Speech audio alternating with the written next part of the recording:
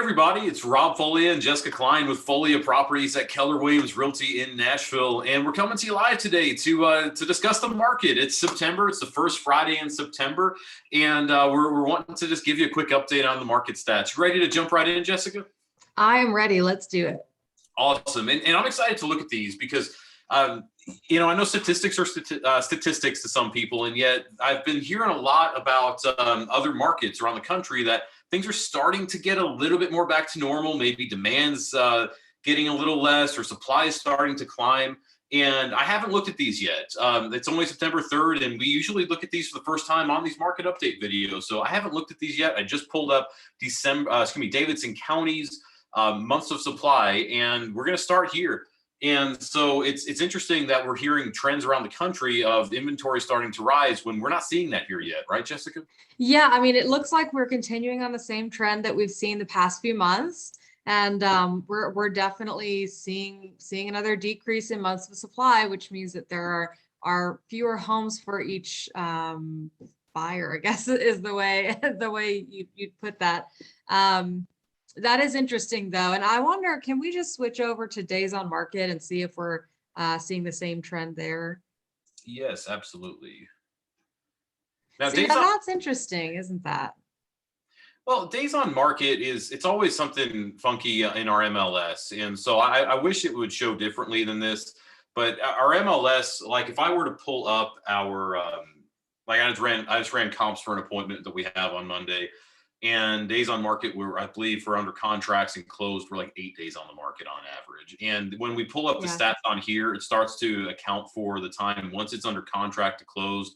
So not exactly the most accurate visual, I guess you could say.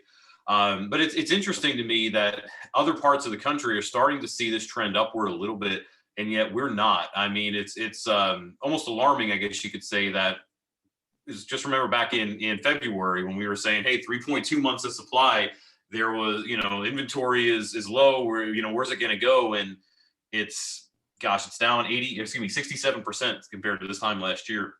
It's ridiculous. Yeah, I wish that we had a new home start statistic or something like that in our MLS, because I do wonder if that's driving part of the change. If there are more new homes that are being finished up or purchased in other areas or whatnot, but that's all speculation. Obviously, we don't have the statistics for that. Well, and I mean, that would show up in the new listings, somewhat show up in the new listing statistic here, and that's a good one to transition to. So again, we're looking at just Davidson County. Davidson County is Nashville's county. We could pull up any county we wanted to, but I like that instead of the entire MLS, because our MLS started to include other areas out of state as well, areas that we just don't work. And so anyway, Davidson County, though, I mean, you can see, and maybe this is a better one to put on like a rolling 3 months, so it's not quite as rigid and all that.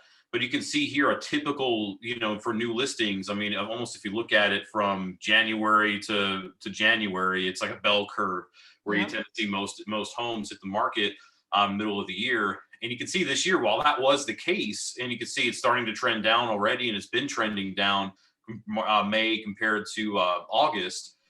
It was nowhere near the height of even last year. And that's why the months of supply is still so low, because like this month is down 22.8%. I'll go back to the monthly. Yeah, down 29.2% when you start looking at month over month instead of rolling 3 months.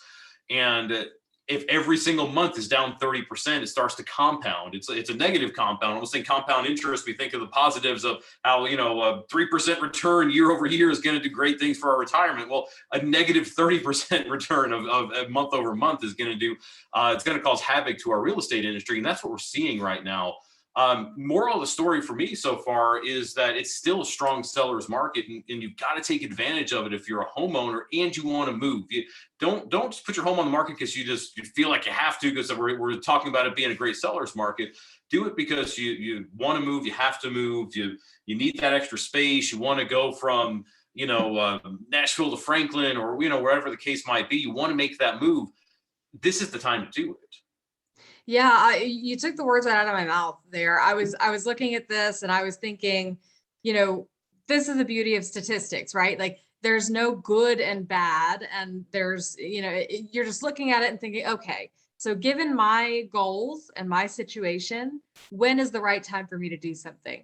And with this information, as a seller, if you're in a position and you have a goal to sell, now is a fantastic time to do that. Now, I was also thinking about, cars right now are seeing kind of a similar situation, right? Like they're selling about microchips and new cars are extremely expensive. So that means that used cars are very high in demand. And that, so if it like, so I have a car and it's paid off, I could sell it now and get a bunch of money, but I need my car. So I'm definitely not in, I don't want a new car payment and all that stuff. So I'm not in a position where I want to sell, even though the market's great for it. So that might be your position for anyone who owns a home. But then if you're in a position where you have an extra car or an extra home or whatever, now's the perfect, I mean, really, you will probably never see a better time to sell.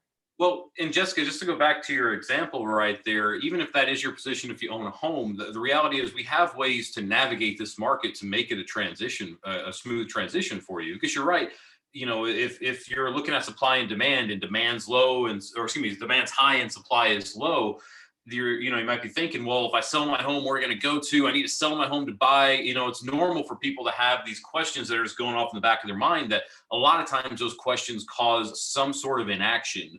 And the reality is we usually have a solution for you to get past that inaction. Sometimes it's a cash offer on your property in order to get past a sale of home contingency or to line up your closing date. Sometimes it's the home swap program so that you can buy first, move into your property, and then sell. Sometimes we're able to get you connected with a lender that will allow you to buy your next property before you sell, and you can qualify for both mortgages. There's a lot of options that might make sense for a buyer and a seller, someone who's looking to buy, sell in this market is what I'm trying to say. And you're never going to see a better return on your investment than this. I mean, this is Rutherford County statistics. Less than a month of supply. I mean, last month we were looking at 1.8 months of supply, which is ridiculous. It's down 80% basically, over this time last year. And I mean, again, we've just never seen this type of low inventory before. Yeah, you can even take a peek at the the full graph or all the statistics they've had over the years for this. It really is. I mean, that is extremely low. This is a very unique situation. And just to give you all an example, because I do think months of supply is a great snapshot of demand, and it's almost counterintuitive because it looks like the graph is going down, so it makes it look like there's low demand, but it actually means demand is high because there's low supply. Just to give you an idea of what that looks like in terms of supply, the amount of homes for sale, this is Rutherford County's homes for sale. That's down almost 74% year over year if we're looking month over month. Just so we can look at new listings as well, since we looked at that in Davidson County. When we look at a rolling 3 months, against a little, not as quite as choppy because of the averages and all that. I mean, again, you're seeing that the spike that we normally would have seen in the middle of the year is nowhere near that. Normally we would have seen, as you could see, July even of last year, which was a strange year, a COVID year, obviously, and 3,000 new listings in July of last year compared to July of this year of 2,300. And I know it might not seem like a huge difference, but when you start looking at every single month being down 25, 30%, that's when we're in a situation like this where there's no inventory and why the demand is so high. What other statistics should we pull up that might just give somebody a clue as to what what the answers to their questions might be, Jessica? What do you think? Well, I think those are the ones we normally look at. It might be interesting to look at percentage of original price. I'll pull that up. Or percentage of list price. Which do you prefer? I'll pull up the percentage of list price in a second too. Right after I asked that question, I thought, well, let's pull up average sales price as well, just to give people an idea of, well, hey, with low supply, high demand, what is this actually doing to the average sales price? Again, I've got Rutherford County pulled up right now. I can go back to Davidson in a second. Up over 26% this time, over this time last year. Which is exactly what we should expect after seeing that last graph with, low inventory and with interest rates being so low, there's especially high demand from buyers because affordability is up. Davidson saw a spike and a little bit of a drop the last couple of months. It's still up 18% year over year. I wouldn't be concerned over the slight drop over the last couple of months. I mean, you could see that over last year. There's been, it happens when you look at a month over month instead of like a rolling 3 or a rolling 6 months, for instance. It's still just rolling 6. It's still just a smooth transition. Rolling 3 is basically just a flat line right here. So just something to think about. Jessica, would you say percentage of list price? Again, Yeah. we'll look at an average percentage of list price. I'll look at the median. I think median now average is probably a little bit more visual here. Yeah. It's still over for Davidson County, still over 101%. Again, a very strong seller's market. This is showing that there should be, if we're priced correctly, multiple offers that are going to drive the price up. Rutherford County, we'll double check that as well, but it's probably going to be even more extreme. Yeah, you can see 102.5%. And that's just like we've never seen before. I mean, even if we look at 2019, 2018, it was flirting with 100%, yet we never quite got there. 2017, it was a little above 100%. It has skyrocketed this year because of the low supply, because of the high demand. I mean, the reality is, guys, there's never been a better time to sell, and we can help you navigate through the process of buying if you're looking to both buy and sell at the same time. Yeah. Jessica, what questions do we have on our Facebook page? It didn't look like we had any questions. I'll take another look just now. I do wonder, just as I'm looking for that, if that sale price, kind of leveling off is maybe our leading indicator of that cooling off that people are talking about in other markets around the country. Maybe that's kind of a little hint of what's to come. I mean, possibly when it comes to an average sales price, it's always kind of a quirky thing when you look at it just every single month. I mean, just go back to 2019. The difference between June of 2019 to July was a drop of $40,000. The market didn't lose 10% in 1 month. Yeah. Sometimes there could be just a few extra luxury properties that sold. Maybe there were a few extra investment properties that sold closer to $150,000 or $200,000 that started to skew the averages a little bit. If we start seeing that, continue next month and start looking like it's, a 3 to 4 plus month trend, then yeah, that might be an indicator about it, especially Davidson County versus outlying counties, just because Davidson's a little bit bigger. There's naturally going to be a little bit more supply. Just like when we looked at months of supply in Davidson, while it's still low at 1.4 months, it was close to double what Rutherford County is at 0.8 months. And so, yes, you could be right. Could be a leading indicator. And yet right now for 2 months, I'm not willing to say that it is. I think it's just a little bit of a slight aberration when we look at month over month, just like the difference between December and January drop, just like the difference of March to April last year, and August to September of 2019. When you see these drops like that, it's not something that's going to concern me yet. So, if anyone would like to see these statistics or any others, just for a specific area they're interested in, for a home that you currently own, live in, please let us know. I mean, it's obviously very simple for us to go through and find any areas you're interested in. And it really does vary place to place. So based on your situation and your goals, the story could be different, depending on the area you're in.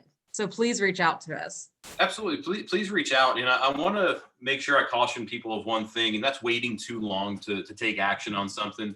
What traditionally happens in any type of market is that people have their eyes on doing something, and then once the market starts to change, they then raise their hand and say, oh, hey, I want to do it now. And then they want what the market was 6 months ago or 12 months ago. I mean, let's just go back real quick before we sign off here and look at the all-time months of supply for our market. If you think back to just flip the script for a minute and pretend you were a buyer and you wanted to buy in the best buyer's market we ever saw. That was about 10 years ago in 2011. And if you waited and you just said, well, you know what, I want things to get a little bit worse. If you were a home buyer, you said, I want things to get a little bit worse and get the best deal I can. And you waited until 2012. Well, wait a minute. The market's starting to get back to normal. And you said, well, I'm going to see things through a little bit longer and go into 2013. But wait a minute, the market's starting to climb, and you can even see the same, average sales price is a little funky when you look at it like this, but I'm sure you get my drift, Jessica, what I'm trying to say, that if somebody wanted to wait and they missed their opportunity in the best buyer's market they were ever going to see, they missed that opportunity. And the same Yeah. thing's going to happen to some sellers. So this is the best sellers market we've ever seen. At some point, it's going to change. Even if it just gets back to here, 2016, 2017, it's not as strong of a seller's market. That wasn't, excuse me, as strong of a seller's market as what we're seeing today. And people are going to miss that opportunity. And don't miss that opportunity. If you truly do want to capitalize on the equity you have in your home, we can make that happen, y'all. Just give us a call, like Jessica said. PM us on social media. You can respond to this email. If you're getting this through email, you can text us 615-591-5665. I think that's everything, right, Jessica? Unless there's anything else you want to add. I think that's it. Well, the only thing I want to add is when Rob's talking about missing an opportunity, it doesn't have to be a matter of waiting a year. You could miss a great opportunity by waiting another month. So please just start with the conversation. I think that's the biggest thing that we want people to walk away with. Absolutely. We're never going to push you into making a decision that's not right for your family. We want to give you the right information and help you uncover if it does make sense to do it right now. So again, reach out to us if there's anything we can do for y'all. Appreciate y'all checking this out, and we'll see you next week. Thanks. Thanks, y'all.